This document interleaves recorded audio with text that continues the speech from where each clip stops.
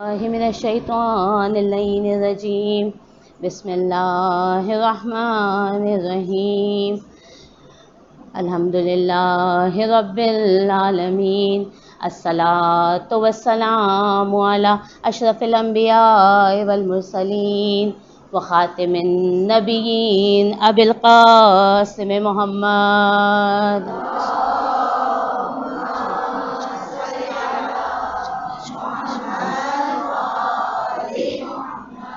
وعلى آلہ الطیبین الطاہرین والمعصومین والمظلومین ولعنۃ اللہ علی اعدائہم اجمعین بسم اللہ الرحمن الرحیم انما یرید اللہ لیذھب عنکم الرجس وطہرہم تطہیرا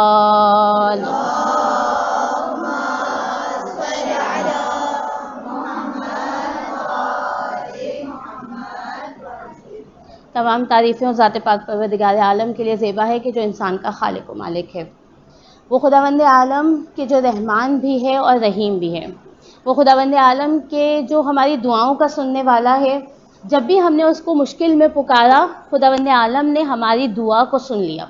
اور کبھی کبھی تو ایسا بھی ہوا کہ ابھی ہم نے اسے مشکل میں پکارا نہیں تھا، صرف اور صرف ایک دل میں خیال آیا تھا کہ جو ہے وہ خداوند عالم میں مشکل میں گھر گیا ہوں اور خدا سن لیتا ہے۔ ایسا ہوتا ہے کبھی کبھی آپ کے ساتھ کہ ہم بہت پریشان ہوتے ہیں، ابھی ہم خدا سے سوچتے ہیں نماز پڑھیں گے یا جو ہے وہ اس کی بارگاہ میں جائیں گے، کچھ اس سے جو ہے وہ باتیں کریں گے، لیکن خدا اس سے پہلے ہی ہماری سن لیتا ہے۔ ہوتا ہے کبھی کبھی ایسا، تو وہ خداوند عالم اتنا قریب ہے کہ ہمیں فوراً سن لیا کرتا ہے۔ اور پھر وہ خداوند عالم کہ جس نے ہمیں جو ہے بہت ساری نعمتیں عطا کی ہیں۔ ایسا ہے کہ خدا نے ہمیں نعمتیں دی ہیں، تو کون کون سی نعمتیں دی ہیں؟ اگر ہم سوچنے لگیں تو کیا ہم اس کی نعمتوں کا شمار کر سکتے ہیں؟ ہم اس کی نعمتوں کو گن نہیں سکتے۔ اگر صرف ہم اپنے اس چہرے کو دیکھیں تو ہمیں اتنی ساری نعمتیں نظر آئیں گی کہ آنکھیں ہیں، خدا نے ہمیں آنکھیں دی، پھر خدا نے ہمیں صحیح و سالم ناک عطا کی، خداوند عالم نے ہمیں جو ہے وہ بولنے کے لیے جو ہے وہ زبان اور منہ عطا کیا، خداوند عالم نے جو ہے وہ ہمیں آنکھیں، آپ کی آنکھیں یوں یوں جھپکتی ہیں نا، اس کے لیے آپ کو محنت کرنی پڑتی ہے۔ کبھی آپ نے سوچ سمجھ کے آنکھ کو بند کیا ہے؟ کوئی بھی چیز ہماری طرف آنے لگتی ہے، ہم آنکھ کو فوراً کیا کر لیتے ہیں؟ بند کر لیتے ہیں۔ تو خدا نے اتنی سی بھی ہماری ضرورت کا خیال رکھا، اور پھر اس فرش عزائے حسینی کو ہمیں عطا کیا کہ اگر ہم صرف اور صرف خدا کی اس نعمت کا شمار کرنا چاہیں تو ہم شمار نہیں کر سکتے کہ اس نے ہمیں کون سا فرش عطا کیا ہے۔ اگر صرف اس کا شکر ادا کرنا چاہیں تو ہم شکر ادا نہیں کر سکتے۔ اور پھر کہاں یہ کہ خدا نے، ہم کہتے ہیں نا کہ اس فرش پہ کوئی بھی نہیں آ سکتا جب تک امام وقت ہمیں بلاوا نہیں دیتے۔ ایسا ہی ہوتا ہے نا، سب ذاکرین یہی پڑھ رہے ہوتے ہیں، سب علماء یہی پڑھ رہے ہوتے ہیں کہ امام زمانہ خود جا کے سب کو جو ہے وہ بلاتے ہیں کہ آج جو ہے وہ میرے فرزند کی، میرے جد کی جو ہے وہ مجلس ہو رہی ہے، آپ یہاں تشریف لائیے گا۔ اس سے زیادہ بڑی خوش نصیبی کوئی ہو سکتی ہے؟ نہیں ہو سکتی۔ تو خدا کا شکر ہے کہ اس نے ہمیں اتنی ساری نعمتیں عطا کی۔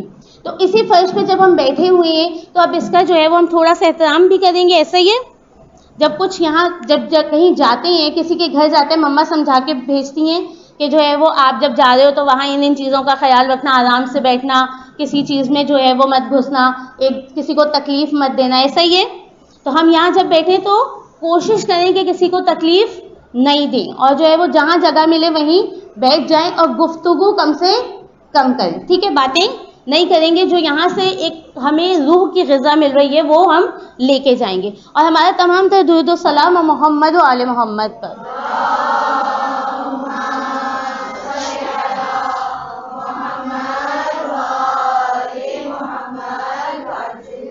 اچھا، میری پیچھے والی بچیاں شاید تنگ ہو کے بیٹھی ہوئی ہیں، تو تھوڑی اگر آپ آگے ہو جاؤ گے تو سب کو جو ہے وہ آرام سے بیٹھنے کی جگہ مل جائے گی۔ اچھا سا درود پڑھو اور تھوڑا آگے ہو جاؤ۔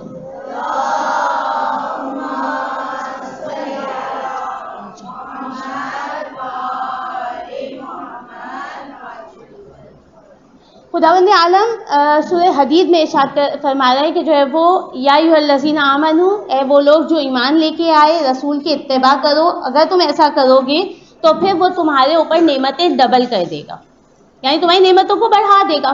اور پھر آگے جا کے جو ہے وہ نعمتوں کا تھوڑا سا تذکرہ، تو جو تفسیر بیان کرنے والے علماء ہیں وہ کہتے ہیں کہ ان نعمتوں سے مراد جو ہے وہ پنجتن پاک کی ہستی ہے۔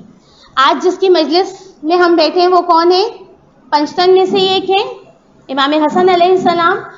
اور امام حسن علیہ السلام کے بارے میں صرف اتنا سا ایک جملہ کہوں گی کہ ہم لوگ جو ہے وہ جتنا امام حسین کے فضائل سے واقف ہے امام حسن کے فضائل سے واقف نہیں ہے. جبکہ اگر آپ جو ہے وہ روایات دیکھیں جہاں جہاں رسول اکرم نے امام حسین کا ذکر کیا ہے وہاں پہ امام حسن کا بھی ذکر موجود ہے. یعنی دونوں کیسے ہیں؟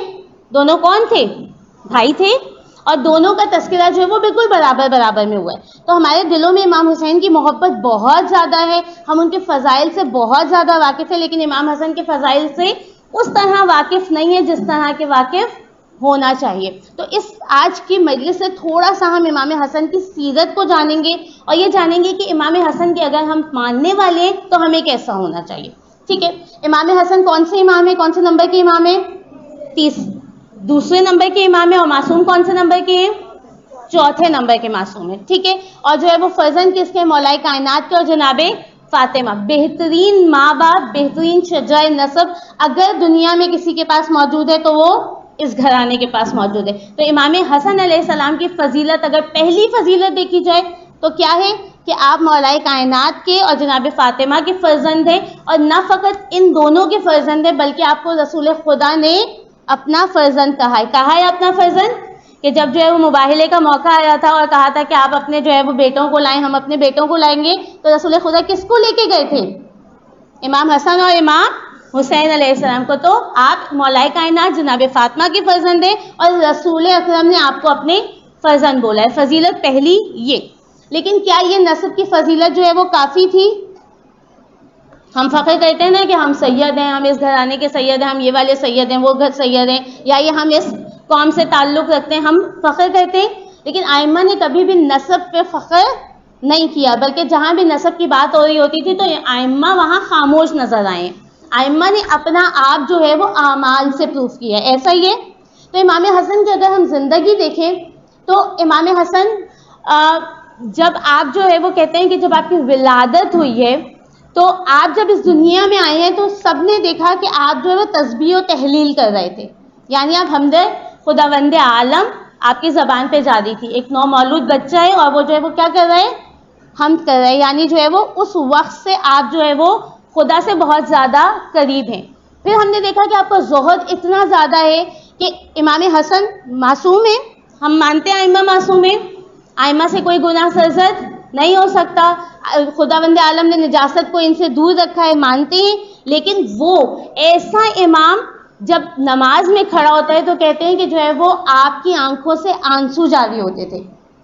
اور لوگوں نے پوچھا کہ آپ کیوں گریا کرتے ہیں؟ تو کہا کہ مجھے قیامت سے ڈر لگتا ہے, مجھے موت سے جو ہے وہ میں خوف زدہ ہوں. پھر کہا کہ موت کے بعد کے حساب کتاب سے میں خوف زدہ ہوں. کیا امام حسن کو کوئی خوف تھا؟ کیا انہوں نے نعوذ باللہ کبھی کوئی کسی کے دل دکھایا ہوگا؟ نہیں. کوئی گناہ انجام دیا ہوگا؟ سوچنا بھی محال ہے کہ امام حسن کی شخصیت ہو اور جو ہے ان سے کوئی گناہ سرزد ہو. ایسی شخصیت کا مالک جب نماز میں کھڑا ہے تو خدا سے ڈر رہا ہے, تو ہماری نمازیں کیسی ہونی چاہیے؟ ہم امام کے ماننے والے ہیں, ہماری نمازوں میں خوف نظر آتا ہے؟ ہم جب نماز پڑھتے کہتے ہیں نا جب خدا سے باتیں کرنے کا دل چاہے تو نماز پڑھیں, یعنی آپ خدا کے روبرو ہو گئے, آپ خدا کے سامنے کھڑے ہوئے ہیں. جب ہم اس دنیا میں کسی بڑے عہدے کے شخص کے پاس جاتے ہیں تو ہمارا جسم کانپ رہا ہوتا ہے, ہمیں ڈر لگ رہا ہوتا ہے. ایسا ہوتا ہے نا کہ ابھی پریفیکٹ سلیکشن کے جب ہوا اوپر بلا رہے تھے سب کو ڈر لگ رہا تھا, کچھ لوگ وہاں پہ بیٹھے ہوئے کانپ بھی رہے تھے. ابھی اگر کوئی بڑا مجھے بلا لے کہ فلاں شخص جو ہے وہ بلا رہے تو میں پہلے 5 منٹ کھڑا ہو کے سوچوں گا مجھ سے ایسا قصور کیا ہو گیا. ایسا ہی بے شک وہ مجھے کسی اچھے کام پہ جو ہے وہ انعام دینے کے لیے بلا رہا, خوف ہوتا ہے. تو ہم جب خدا کی بارگاہ میں جاتے ہیں تو کیا وہ خوف جو امام حسن کا نظر آ رہا ہے ہم میں ہوتا ہے؟ نہیں ہوتا. تو اگر امام کے ماننے والے ہیں تو ویسا خوف ہم میں بھی ہونا چاہیے. پھر کہتے ہیں کہ جہاں جہاں قرآن میں یا ایھا الذین آمنوا کا لفظ آتا تھا امام جو ہے وہ کہتے تھے لبیک اللہم لبیک. یعنی امام فوراً کہتے تھے کہ جو حکم یا ایھا الذین آمنوا یعنی اے ایمان لانے والوں, اور پھر اس کے بعد خدا نے کوئی نہ کوئی کلام کیا ہوتا ہے ایمان والوں سے. تو امام اپنا آپ پیش کرتے تھے خدا کو کہ ہاں خدا میں تیار ہوں آپ کی بات سننے کے لیے. کیا ہم تیار ہیں؟ ہم قرآن پڑھتے ہیں, کتنی دفعہ یہ والی آیتیں آتی ہیں یا ایھا الذین آمنو؟ کبھی ہم نے غور کیا کہ خدا ہم سے بات کر رہا ہے یا پھر ہم وہ لوگ نہیں ہیں جو ایمان لے کے آئے؟ ہم وہ لوگ ہیں جو ایمان لے کے آئے تو ہمیں غور و فکر کرنا ہے. امام کے ماننے والے، امام کے چاہنے والے ہیں تو ہمیں غور و فکر کرنا ہے. اور امام حسن کون ہے کہ روایت میں لکھا ہوا ہے کہ جو ہے رسول اکرم کو ایک دفعہ دعوت پہ بلایا کسی نے. رسول جو ہے وہ اپنے دوستوں کے ساتھ جا رہے ہیں، اپنے اصحاب کے ساتھ جا رہے ہیں، اور جو ہے راستے میں انہوں نے دیکھا کہ جو ہے وہ امام حسن کھیل رہے ہیں.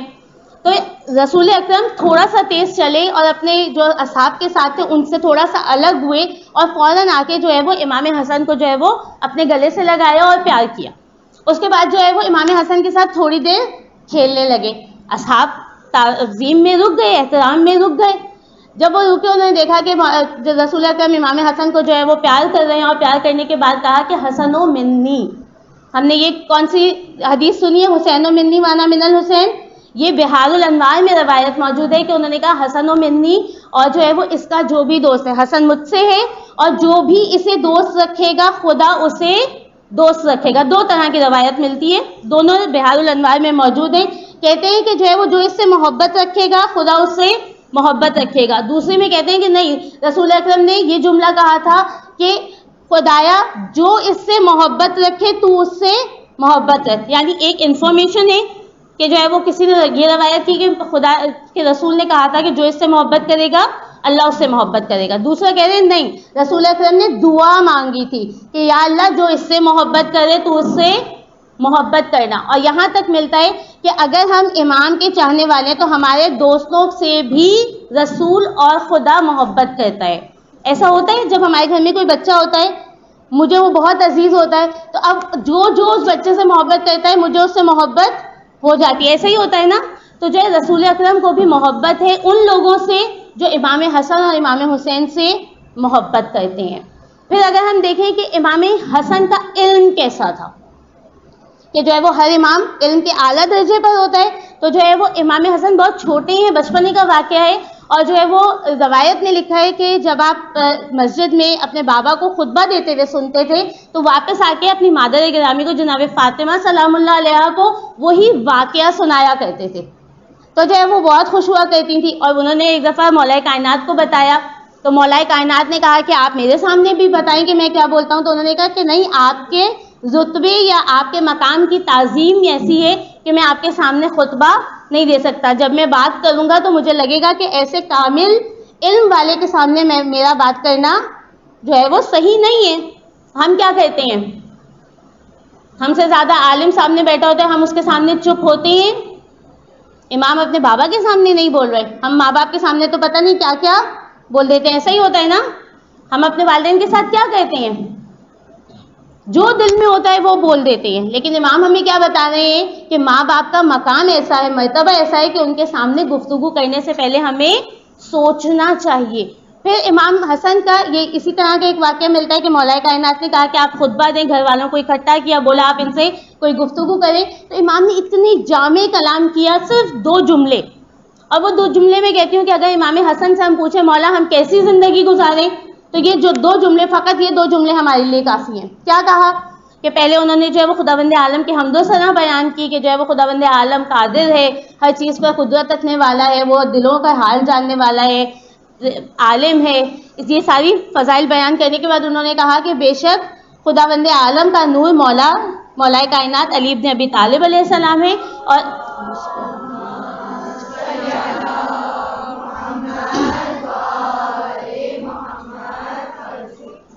بس ہمیں چاہیے کہ ہم مولا کائنات کی زندگی کے مطابق زندگی گزاریں.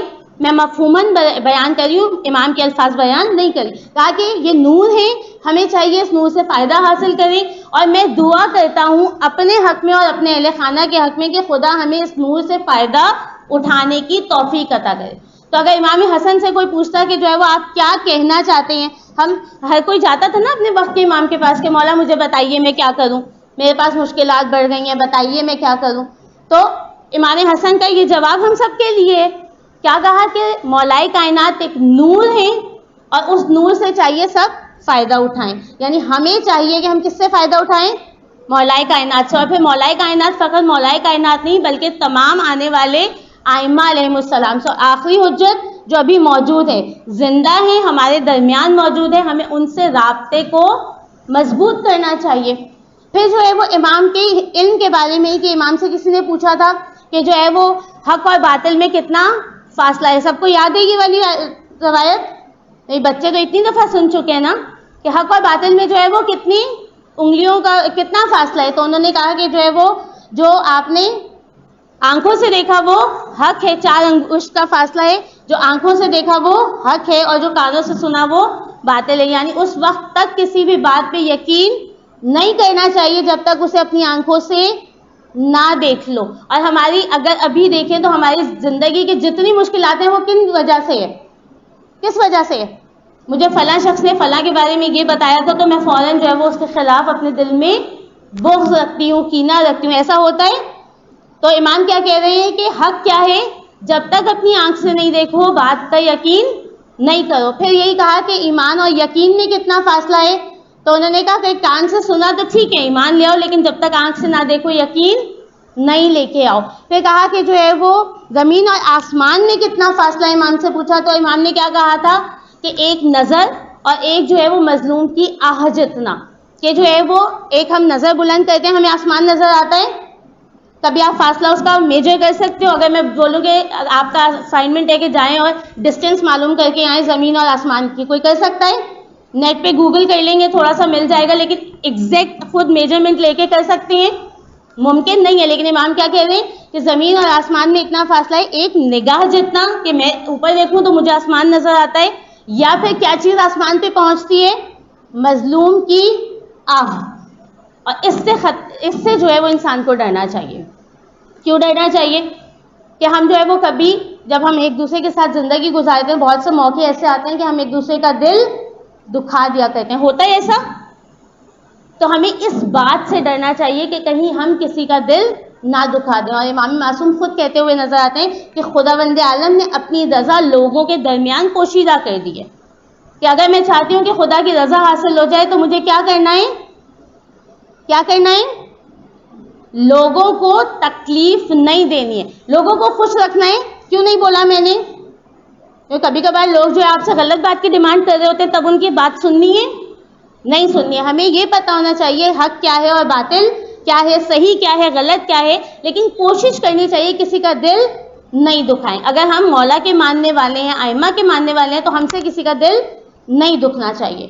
پھر آخری جو امام نے شیعوں کے لیے لاسٹ بات, اور اس کے بعد جو ہے وہ کیا بولا تھا کہ جو ہے وہ میرا شیعہ جو ہے وہ کتنا بھی مفلسی میں ہو, کتنا بھی غریب ہو جائے, کتنی بھی مشکلیں اس پہ آ جائے, کبھی خسارے میں نہیں ہوتا, کبھی نقصان میں نہیں ہوتا. کیوں نہیں ہوتا؟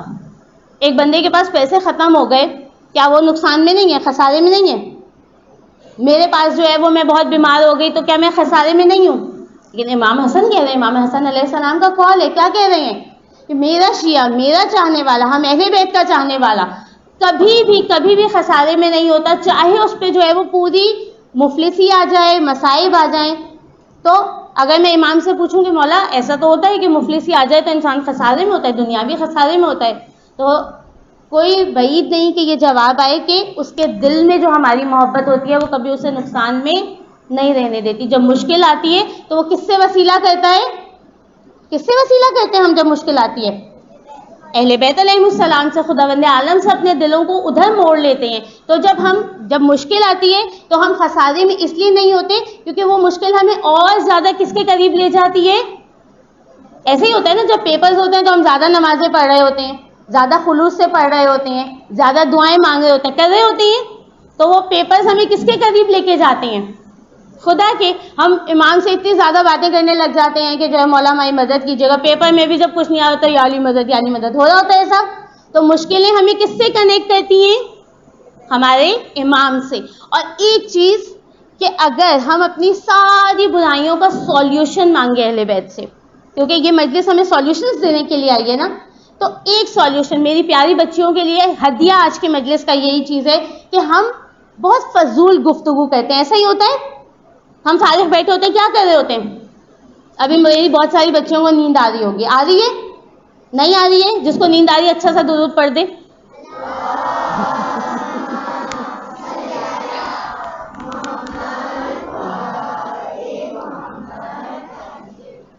ٹھیک ہے. تو ہم جب فارغ ہوتے ہیں ہمیں بوریت ہوتی ہے, یہ انسان کی فطرت ہے, اس میں کوئی جو ہے وہ مطلب شرم کی بات نہیں. ٹھیک ہے, ہو جاتی ہے, بوریت ہوتی ہے, نیند بھی آنے لگ جاتی ہے جب ہم تھکے ہوئے ہوتے ہیں. تو علاج کیا ہے کہ ہم اپنے فارغ وقت کو کیسے گزاریں. آج کل ہم لوگوں نے دیکھا ہے کہ جتنی برائیاں ہیں نا وہ یہ فارغ وقت کی برائیاں ہیں. ہم باتیں کرتے ہیں, غلط باتیں کرتے ہیں اپنے دوستوں سے, کسی کی غیبت کر لی, کچھ کر لی, کس وقت میں کرتے ہیں؟ فارغ وقت میں. ہم جو ہے وہ نعوذ باللہ کوئی غلط چیز دیکھتے ہیں, کس وقت میں دیکھتے ہیں؟ اور خاص طور پہ آج کل جیسے مما اگر مجلس میں چلی گئی ہیں, پیچھے ہم اکیلے ہیں, تو ہم کیا کر رہے ہوتے ہیں؟ اپنی مرضی کا کچھ بھی دیکھ لیں, ایسا ہوتا ہے.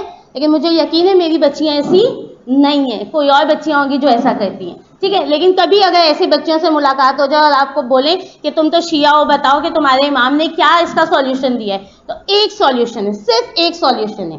اگر ہم کوئی گناہ چھوڑنا چاہ رہے ہیں, اگر ہم اپنے دل میں چاہ رہے ہیں کہ جو ہے وہ ہمارے دل میں بہت ساری برائیاں آ گئی ہیں, میں جو ہے غیبت نہیں چھوڑ سکتا, مجھے حسد ختم نہیں ہوتا, مجھے فلاں شخص سے بہت حسد ہونے لگ گئے, وہ اتنا اچھا پڑھتی ہے, وہ ٹیچر کے اتنے قریب ہے, میں حسد ختم کرنا چاہتا, دل کی کوئی بھی بیماری ختم کرنا چاہ رہے ہیں, مجھے کیا کرنا ہے؟ محمد و آل محمد پہ زیادہ سے زیادہ کیا کرنا ہے؟ درود و سلام بھیجنا ہے. وہ واقعہ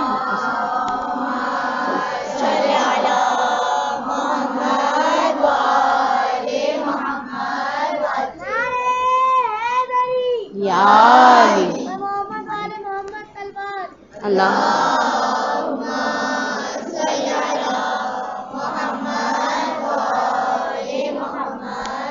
وہ واقعہ آپ سب نے سنا ہوئے کہ شہد کی مکھی کا ایک باغ تھا, اس میں رسول اکرم بیٹھے ہوئے تھے, مولا کائنات بیٹھے ہوئے تھے, ایک شہد کی مکھی آتی ہے, رسول کے کان میں کچھ کہہ کے جاتی ہے. تو رسول کہتے ہیں کہ یہ شہد کی مکھی کہہ رہی ہے کہ ہم آپ کی دعوت کرنا چاہتے ہیں, ہم نے فلاں جگہ پہ جو ہے وہ ایک چھتا بنایا ہے, آپ جو ہے وہ جائیں اور وہاں سے شہد لے لیں. شہد کی مکھی کیا کرتی ہے؟ پھولوں کا رس چوستی ہے اور اس کے بعد کیا بناتی ہے؟ اس سے شہد بناتی ہے. شہد کون کھاتا ہے؟ شہد کی مکھی. کون؟ ہم انسان. شہد میٹھا ہوتا ہے. کوئی بھی دنیا کی میٹھی چیز کی مثال دینی ہو تو ہم کس کی مثال دیتے ہیں؟ شہد بہترین غذا ہے. تو وہ کہتی ہے کہ جو ہے وہ آپ کے لیے مولا کائنات اور رسول خدا کے لیے ہم نے تحفہ اکٹھا کیا ہے, آپ جا کے لے لیں. رسول اکرم مولا کائنات کو جو ہے وہ کہتے ہیں کہ اس نے ایک گفٹ ہمارے لیے جو ہے وہ تیار کیا ہے, تو ہمیں لینا ہے. تو وہ شہد کی مکھی سے گفتگو ہے, اور انہوں نے پوچھا کہ تم جب پھلوں کا رس چوستی ہو تو وہ کیسا ہوتا ہے؟ ہم اگر کسی پھل کو, کسی بھی پھولوں کا رس اگر میں پھول توڑ کے کھاؤں تو کیا شہد جیسا ہوگا؟ کڑوا سا ہوتا ہے نا, ہم پھول نہیں کھا سکتے. تو کہتے ہیں وہ جب تم چوستی ہو تو وہ کیسا ہوتا ہے؟ کڑوا. لیکن جب اسے شہد جب بنتا ہے تو کیا بنتا ہے؟ اتنی میٹھی چیز شہد. ایسا کیسے ہوتا ہے؟ تو شہد کی مکھی کہتی ہے کہ جب میں وہ پھولوں کا رس چوس لیتی ہوں اور میں جا رہی ہوتی ہوں, پرواز کر رہی ہوتی ہوں, تو جو ہے وہ ہمیں وہی ہے خدا کی طرف سے کہ ہم 3 دفعہ درود بھیجتے ہیں. کس پہ؟ محمد و آل محمد پہ. تو وہ اس رس کی جو کھٹاس ہوتی ہے, جو کڑوا پن ہوتا ہے, وہ مٹھاس میں تبدیل ہو جاتا ہے.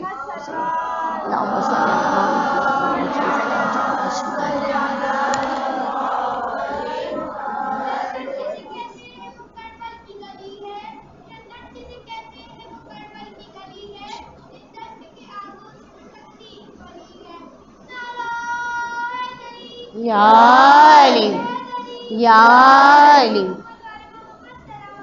اللہم صلی علی محمد. تو یہ درود و سلام ایسی چیز ہے کہ اگر ہم اپنے ائمہ اہل بیت علیہم السلام پر محمد و آل محمد پہ درود بھیجیں گے تو ہمارے اندر کی جتنی بھی ایسی چیزیں, ہم اپنی برائیوں سے خود واقف ہوتے ہیں. میری جو برائیاں ہیں وہ مجھے پتہ ہے کہ میں نے کون کون سے گناہ کیے ہیں, کبھی لوگوں کے سے بچ کے کیے ہیں, کبھی گھر میں اکیلے بیٹھ کے کیے ہیں. ایسا ہے, ہم سب اپنے گناہوں سے واقف ہیں. اگر ہم گناہ چھوڑنا چاہتے ہیں, اگر ہم اپنے دل کے اندر سے جو ہے وہ برائیاں ختم کرنا چاہتے ہیں, تو ہم کیا کریں گے؟ ہم زیادہ سے زیادہ درود و سلام پڑھیں گے. اچھا, کوئی بھی کام کرتے ہوئے درود پڑھنا مشکل ہے؟ میں اگر اپنا ہوم ورک کر رہی ہوں, میں درود پڑھ رہی ہوں. مس نے کوئی کلاس میں کام دے دیا اور میں درود پڑھ رہی ہوں, مشکل کام ہے؟ بلکہ اس سے ہم بہت ساری چیزوں سے بچ جائیں گے. تو زیادہ سے زیادہ درود پڑھیں. اور ایک جو ہے وہ آیت اللہ علی حمدانی کے نام سے بہت مشہور عالم دین ہے, وہ کہتے ہیں کہ ایک شخص میرے پاس آیا, اور جب وہ آ کے بیٹھے ایک بزرگ سے تھے, تو جو ہے وہ انہوں نے ان کے پاس سے بہت زیادہ خوشبو آ رہی تھی. تو کہتے ہیں کہ جو ہے وہ ان سے سوال کرتے ہیں کہ آپ جو ہے وہ کون سا عطر لگا کے آئے ہیں. جب کسی کے پاس سے بہت اچھی خوشبو آ رہی ہے تو ہم پوچھتے ہیں نا کون سا پرفیوم یوز کیا تاکہ نیکسٹ ٹائم میں بھی یہ پرفیوم یوز کروں. ایسا ہوتا ہے نا. تو عالم دین نے پوچھا آپ نے کون سا عطر لگایا ہے کہ آپ کے پاس سے اتنی اچھی خوشبو آ رہی ہے؟ تو وہ کہنے لگے کہ یہ بہت لمبا واقعہ ہے لیکن میں نے کبھی کسی کو بتایا نہیں، آپ عالم دین ہیں اس لیے آپ کو بتا رہا ہوں۔ تو کہتے ہیں کہ جو ہے وہ میں جو وہ درود و سلام محمد و آل محمد پہ درود شریف بہت زیادہ پڑھتا تھا۔ ایک دفعہ میں نے عالم خواب میں دیکھا، سو رہے تھے، خواب میں دیکھا کہ جو ہے رسول اکرم بیٹھے ہوئے اور بہت سارے لوگ بیٹھے ہوئے ہیں۔ تو وہ کہتے ہیں کہ جو ہے وہ میں نے دیکھا کہ رسول نے پوچھا کہ کون ہے تم میں سے، سب لوگوں سے، ان لوگوں میں بھی بیٹھا ہوا ہوں، اور انہوں نے پوچھا کون ہے تم لوگوں میں سے جو سب سے زیادہ جو ہے مجھ پہ درود و سلام بھیجتا ہے؟ کہہ رہے کہ میں چپ ہو گیا کہ کیا پتا، میں تو کبھی کبھی چھوڑ بھی دیتا ہوں، کیا پتا کوئی اور بھیجتا ہو۔ تو جو ہے وہ پھر انہوں نے دوسری دفعہ رسول اکرم نے پوچھا، تیسری دفعہ پوچھا، تو کہہ رہے جب جو ہے وہ میں نہیں بولا تو رسول اکرم قریب آئے، انہوں نے میرے ماتھے پہ پیار کیا اور مجھے بولا کہ تم جو ہے وہ مجھ پہ اور میری آل پہ سب سے زیادہ درود بھیجتے ہو۔ اور وہ کہتے ہیں کہ وہ خواب کا میرا اٹھنا تھا، بیدار ہونا تھا، اس دن سے آج تک میں اپنے اندر یہ خوشبو محسوس کرتا ہوں۔ ہم سب چاہتے ہیں کہ رسول آئیں اور ہمارے ماتھے پہ بوسہ کریں، ایسا ہے؟ ہر کوئی چاہتا ہے نا کہ جو ہے وہ کوئی بڑی شخصیت ہو، وہ آئے ہمیں پیار کرے، ایسا ہے؟ اور رسول تو ہمارے کون ہیں؟ سب سے بڑے جو ہے وہ خاتم النبیین ہیں، اور ہم کہتے ہیں کہ ہمارے جو ہے وہ ہم تو امت ہیں ان کی، ایسا ہی ہے نا؟ تو ہم نہیں چاہتے کہ رسول آئیں یا ائمہ آئیں یا امام وقت آئیں اور وہ کہیں کہ ہاں یہ بچہ جو ہے وہ میرا بہت قریب بچہ ہے، ایسا ہی ہے نا؟ ہم چاہتے ہیں کہ امام کی جو ہے وہ نظر کرم ہم پہ پڑے۔ تو اگر ہم چاہتے ہیں کہ امام کے قریب ہو جائیں تو کیا کرنا ہے؟ صرف ایک درود پڑھنا ہے۔ کوئی بہت بڑی بات ہے؟ کوئی مشکل کام ہے؟ وین میں بیٹھے ہوئے ہوتے ہیں، گھر جانے میں اگر 20 منٹ لگ رہے ہیں تو ایک تسبیح ہو سکتی ہے، ہدیہ کر دیں کسی کو بھی، کسی دن کسی امام کو کر دیں، کسی دن جو ہے وہ کسی امام کی والدہ کو کر دیں، امام وقت کی والدہ کو کر دیں، کبھی امام زمانہ کو کر دیں۔ تو اپنی مشکلوں کا حل اس درود میں ڈھونڈیں۔ اور آج امام حسن بس مصائب کی منزل، امام حسن علیہ السلام، میں نے کیا کہا تھا شروع میں کہ یہ وہ ہستی ہیں کہ جو بہترین نسب کے مالک ہیں، یعنی اگر کائنات میں کسی کا حق ہے کہ اس کا احترام کیا جائے تو یہ محمد و آل محمد ہیں۔ لیکن امت نے ان کے ساتھ کیا ظلم کیا کہ اسی عرب میں سے ایک شخص آیا تھا اور جو ہے وہ اپنے وقت کے بادشاہ سے پوچھا تھا کہ چاہنے والا تھا کوئی امام کا، اس سے پوچھا تھا کہ مجھے یہ بتائیں، مجھے احکام پوچھتے ہیں کہ مچھر کو مارنا جائز ہے یا ناجائز ہے، کہ مچھر کا خون ہم پہ جائز رکھا ہے خدا نے یا ناجائز رکھا ہے؟ تو انہوں نے پوچھا تمہارا تعلق کہاں سے؟ اس نے بتایا کہ عرب سے یا فلاں شہر سے۔ تو اس نے افسوس کیا، کہا کہ تم آج مجھ سے یہ پوچھنے آئے ہو کہ مچھر کا قتل ہم پہ جائز ہے یا نہیں جائز ہے، اور تم اس قوم سے تعلق رکھتے ہو جس نے حسن و حسین کے خون کو بہایا۔ امام حسن اور حسین کا خون کیسے بہایا گیا؟ روایات میں لکھا ہے کہ جب رسول اکرم کا انتقال ہوا تو امام حسین نے گریہ کیا، لیکن تھوڑا سا گریہ کیا، کیونکہ کون موجود تھا؟ ماں بھی موجود تھی اور بابا بھی موجود تھے۔ جب ماں فاطمہ کا جنازہ اٹھا تو امام حسین کا گریہ ملتا ہے، لیکن کم ملتا ہے کیونکہ تسلی دینے والے مولائے کائنات موجود تھے۔ لیکن امام حسن کی شہادت پہ امام حسین کا عجیب سا جملہ ہے، کہا کہ آج آپ نے مجھے حسین کو رونا سکھا دیا، یعنی اب حسین کے پاس کوئی نہیں رہا، بابا بھی چلے گئے، ماں بھی چلی گئی اور بھائی بھی چلا گیا۔ یہ وہ بھائی ہے امام حسن علیہ السلام کہ جب یہ سامنے ہوتے تھے امام حسین گفتگو کم کیا کرتے تھے آپ کے احترام میں۔ لیکن عجیب سا دن ہے کہ دونوں بھائی ایک دوسرے کے غم پہ رو رہے ہیں۔ امام حسین کو غم ہے تو کس بات کا غم ہے؟ کہ حسن جیسا بھائی جدا ہو رہا ہے۔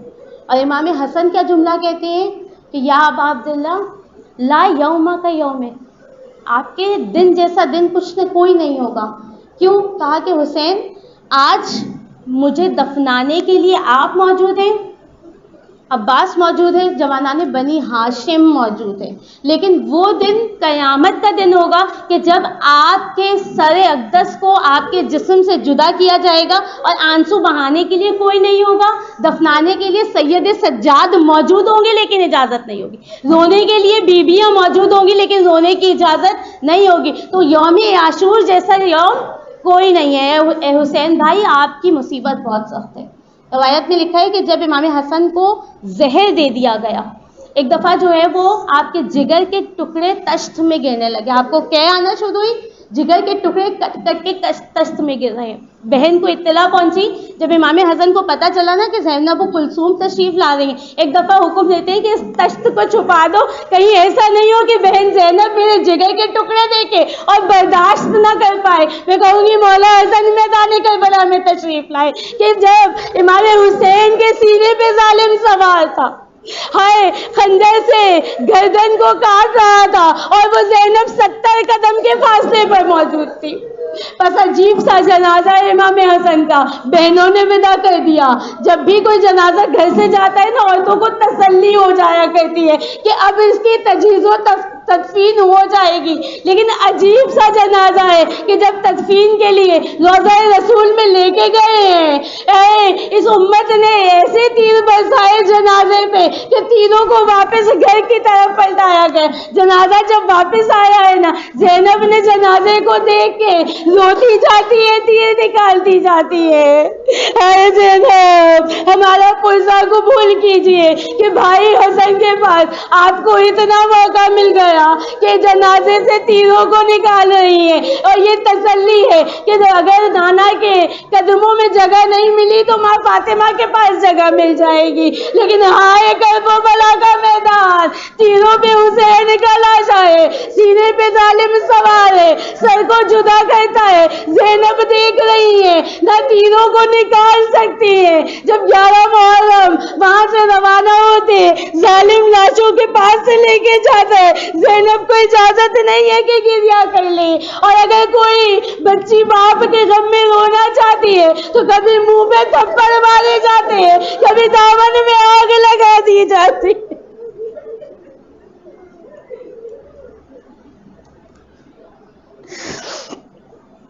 لعنت اللہ علی القوم الظالمین. بار الہ تجھ واسطہ محمد و آل محمد کا ہمارے قائم آل محمد کے ظہور میں تعجیل عطا فرما. یا اللہ ہمارے تمام گناہان کبیرہ اور صغیرہ کو بخش دے. مولا ہمیں ایسا بنا دے جیسا ہمارا امام چاہتا ہے کہ ہم ویسے بن جائیں. مولا ہماری تمام جائز حاجات کو قبول فرما. ربنا تقبل منا انک انت السمیع